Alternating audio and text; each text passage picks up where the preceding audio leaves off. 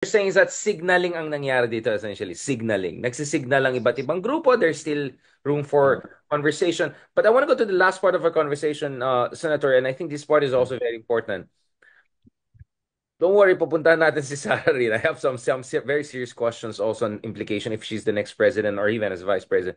Now, sa tingin niyo ba, Justice, should the opposition also mobilize their own people power and show force? Kasi Catholic Church, in one way or another, we know where they stand in terms of good governance, ganun. Do you think it's important for other groups to also mobilize, civil society groups? And not to mention, baka ito ang maging pagkakataon ng totoong opposition, genuine opposition, to actually build up its momentum, 'di ba? Ito yung pwedeng rallying cry, 'di ba? Kasi yung pink movement parang medyo nawala eh. Pero alam natin nandyan pa rin yan, but you need a rallying point, 'di ba? May pivot ka eh.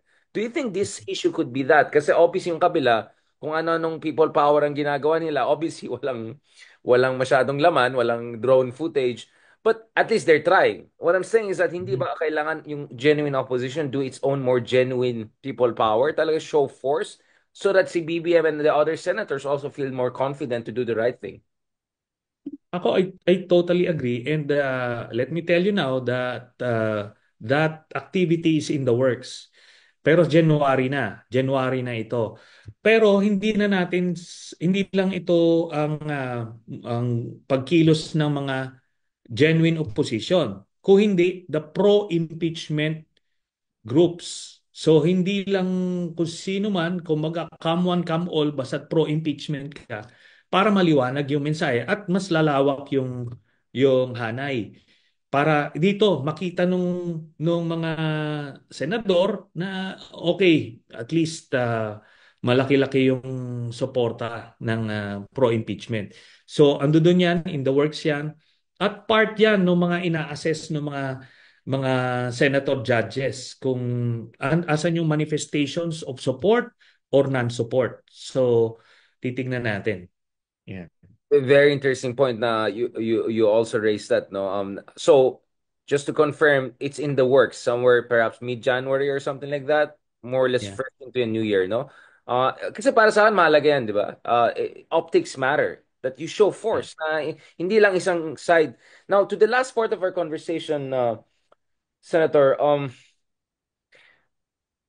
so you have people like, well, if I don't ask this question, so dalawa sila, di ba? Dalawa yung spokesman ni Digong na dapat natin pag-usapan parati. Una-una, Hmm. wala na daw sa Abu Dhabi yung isa. Ang I'm hearing Dubai, I'm hearing Morocco.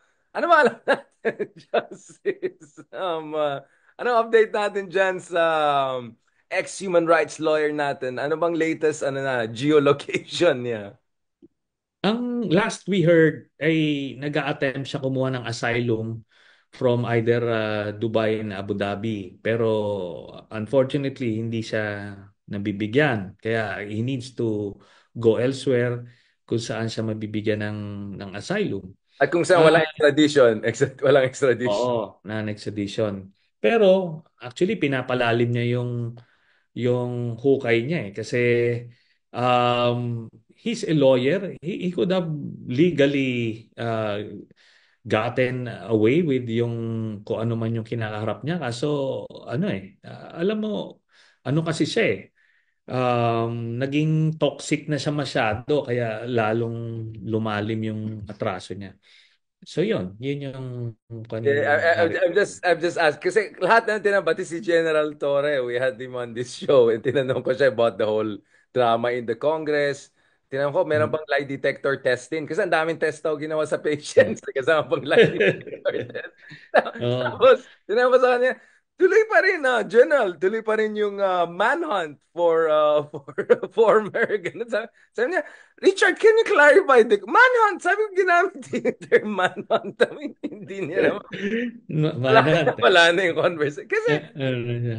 Sunny, Ah, naiinit ako kasi nag-live din siya every night. oo. Natatakot kami, inagawa na kami ng audience. So sabi ko, hanapin nyo nga yung manhunt na ay, yung manhunt nyo na nga yan. Now, let's go to the other presidential spokesman na Yeah. mukhang tuwan-tuwa nowadays.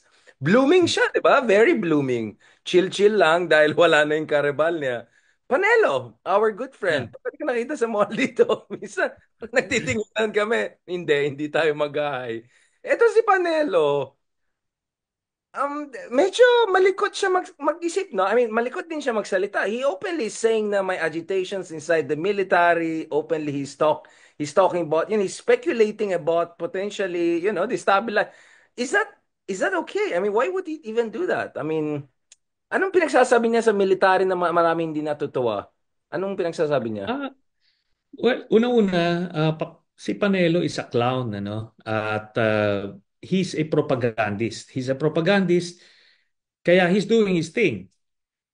Pero one of these days, he will cross that line. Kasi dati hindi ini-ignore siya eh. Pero one of these days, itong agitation niya na yan would cross a line at yun na ngayon, he will be facing legal cases of his own once he does that. So ako hindi ko nga ano eh, hindi I don't mind his statements. Nagtataka din ako sa media bakit kino-quote pa siya kasi hindi naman yan may deniability. Ni Digong wala naman ako sinabing ganyan. Kumbaga ano lang ito eh, mga propagandist who just say things ko anong pwede to further their agenda. So, yun. Yun ang It tingin could ko sa cross kanya. into incitement. That's what I'm saying. I mean, Yes. for me, what the heck is he trying to do, diba? Although aminado siya, lima lang sigurado sila who will side with them in the Senate.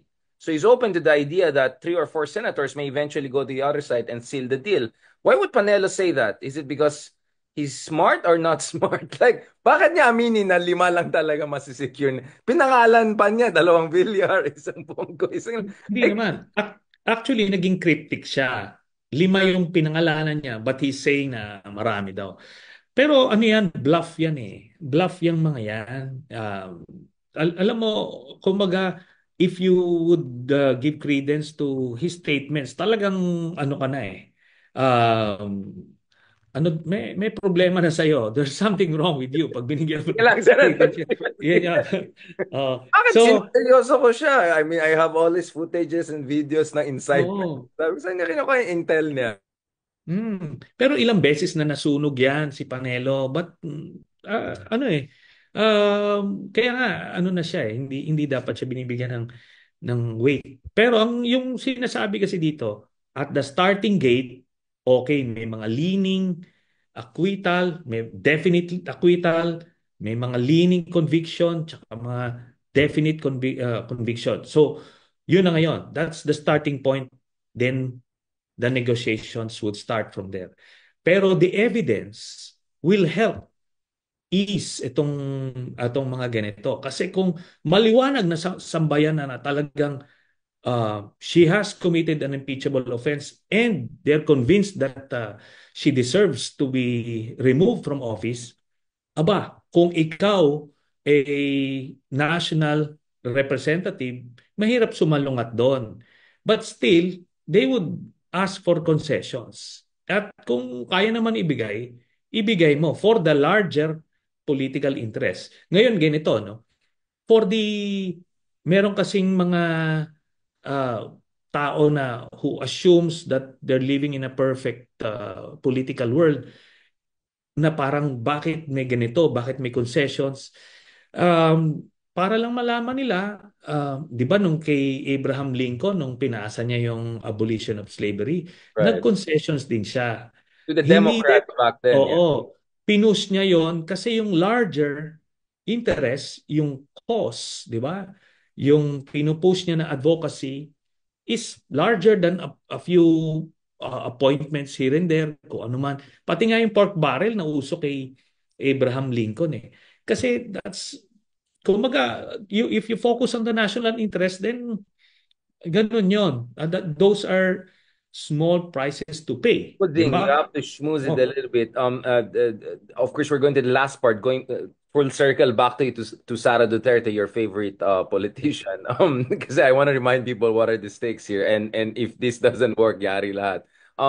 But Senator, I actually disagree with you. I think the media should interview Panelo So much so until he crosses a threshold and then magkita-kita na sila sa Dubai or Marrakesh. Like malapit na rin papunta sa Dubai ito eh.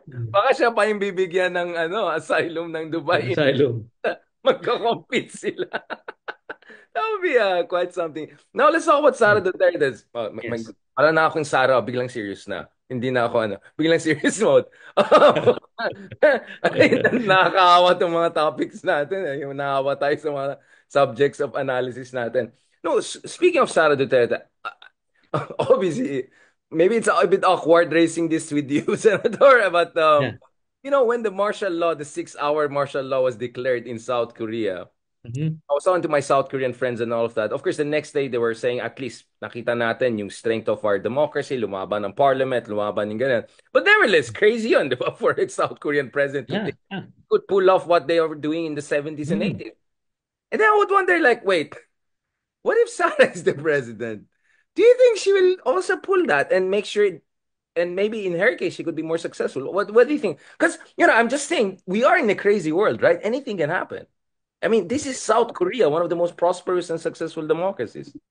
Yeah, alam mo yun, that's one of the possibilities. Pero ito yan, Richard.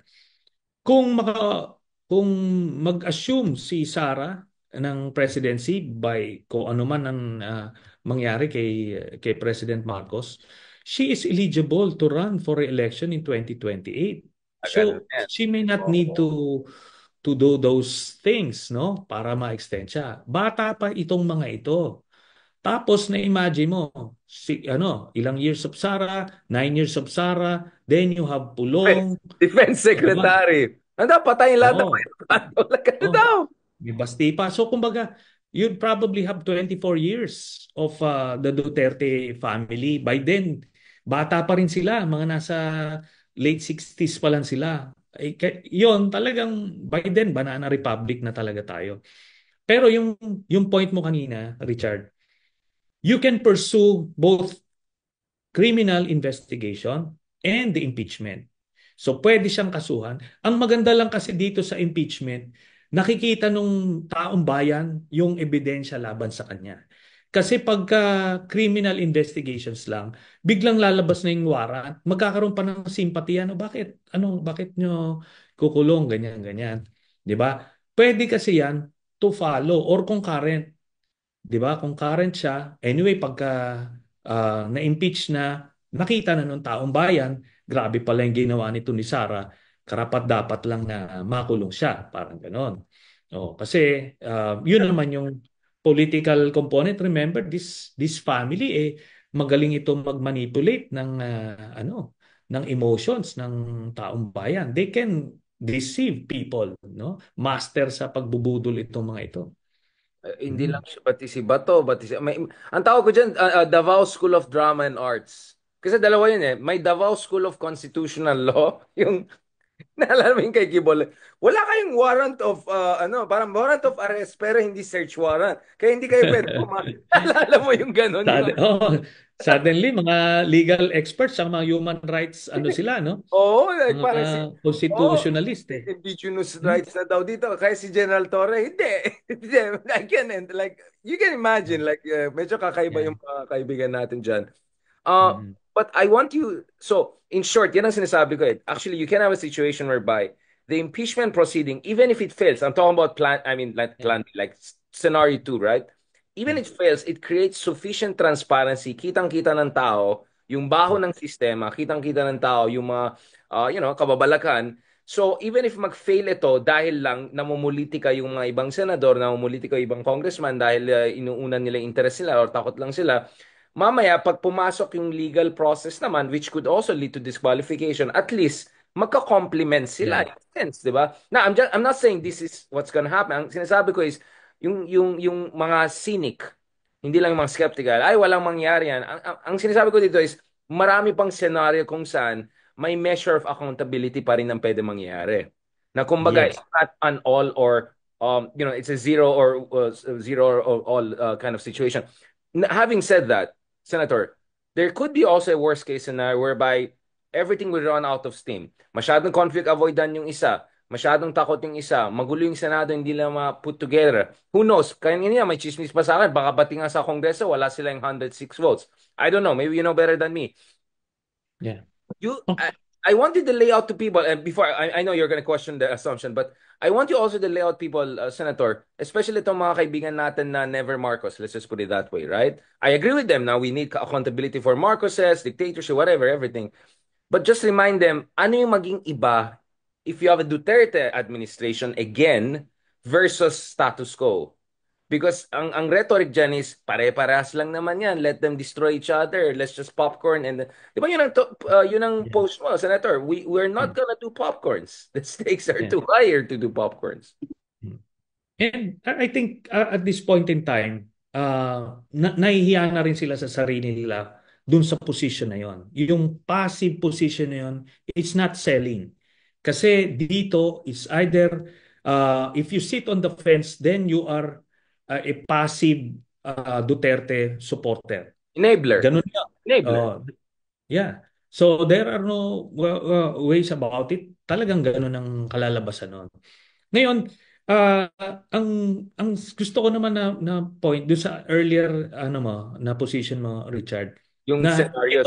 ito yung gagawin probably natin, pero bakit itong presidente medyo conflict ano no may conflict aversion.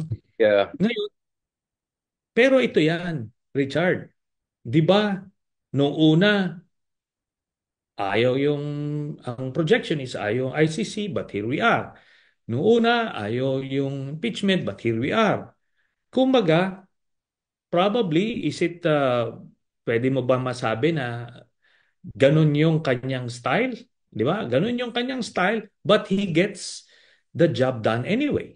Slow but Because sure. remember, Slow but surely, yeah, parang ganun. yeah. But ako, at this point in time, I'm not going to question his wisdom because this president back in 1986 found himself hold of the country in a C-130. Nakaupo siya sa bench sa C-130 for long haul flight yan.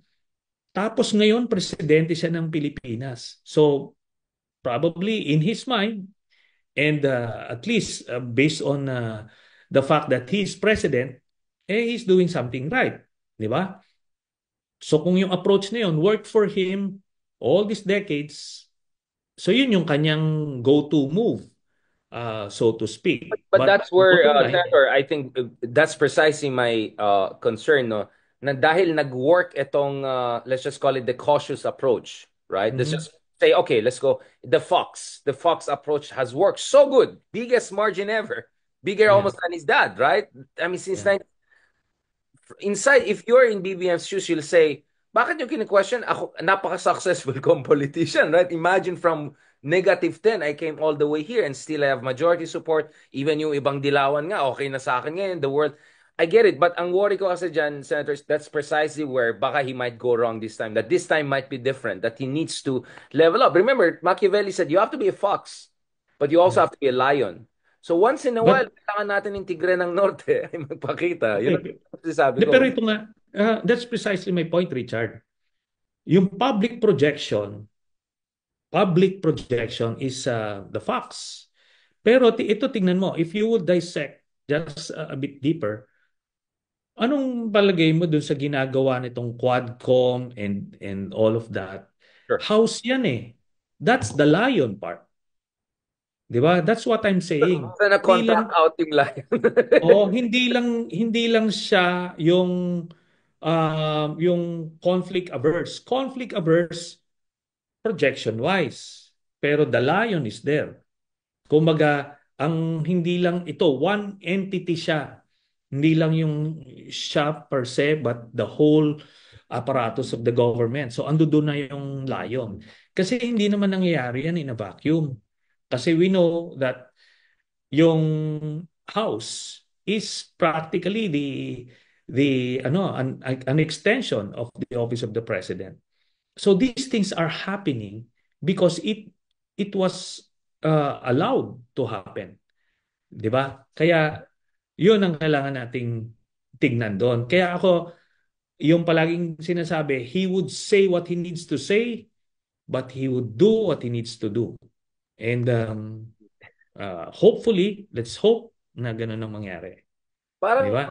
eto Senator, I know, naging zoology, pero parang nangyari dito is medyo fox, tapos medyo fox rin.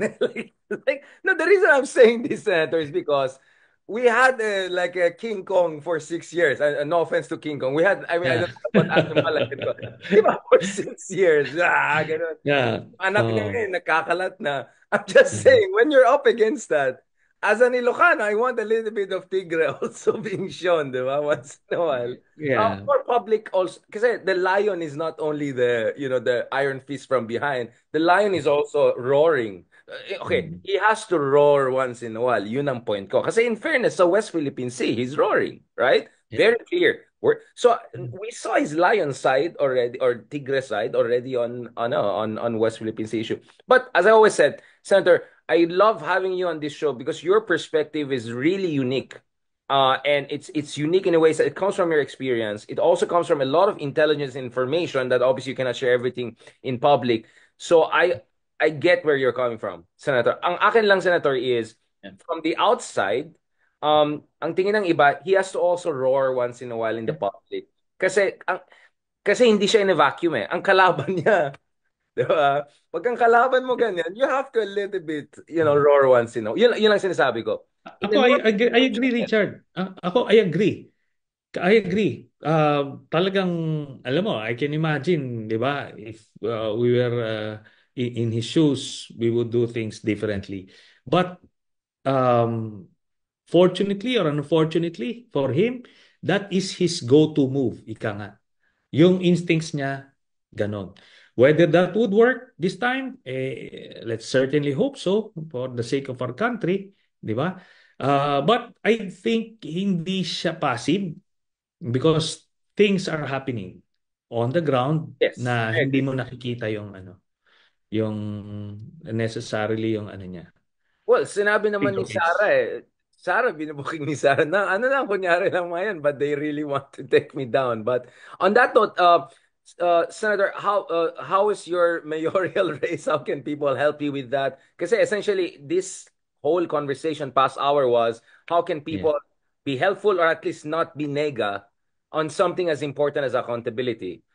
What Mhm. else they should do to help, progressive leaders like you, Senator? Kamusta yung race sa Caloocan? It's getting no very very interesting. I think the race is tightening. I started off at 8%. Back in October, nasa 40s na ako. So we're hoping that by January is either tabla na o baka lamang na eh. So it's getting tight and we have lots of time left to win this thing. So maganda yung response ng tao at maganda yung numbers at so yung mga yung mga pinks no now who still want to help the progressive leaders they can just pass the word at marami naman taga-Caloocan din na pinks, di ba? Yun lang mga na ano noon, mga dyan na nagtampo at some point. At the same time, at the end of the day, they're faced with two options. The incumbent or this new guy who promises change for Caloocan. So, ganun lang yan.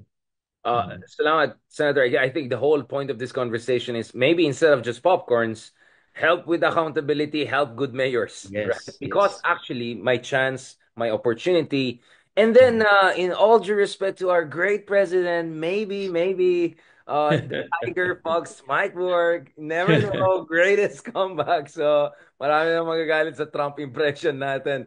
Thank you so much, Senator. Hope to catch up with you soon in person, sana, either year-end there or start of the new year. Sana, I think people would love to see us again in person together and all. So I'm arranging separately. And hopefully we can bring in sila Ronald, ganun, para makulit tayong lahat. At yung mga ayaw natin sabihin, si Ronald na lang magsalita. Diyan sa babawag natin. Sige, sige. Salamat. Oh, God bless. maraming salamat, Of Richard. course, as always. Ang ganda ng response, by the way. Ang dami makulit dito. Ang dami nagka-comment din. Our mayor, Blue Heart. Yung ba yung ano mo? Blue Heart? Blue ba yung color ng ano mo? Ayun po. Yes, yes. Mukhang hindi naman troll farm. Mukhang legit naman. Talk to you po. God bless, Thank Senator. you. Bye. As always.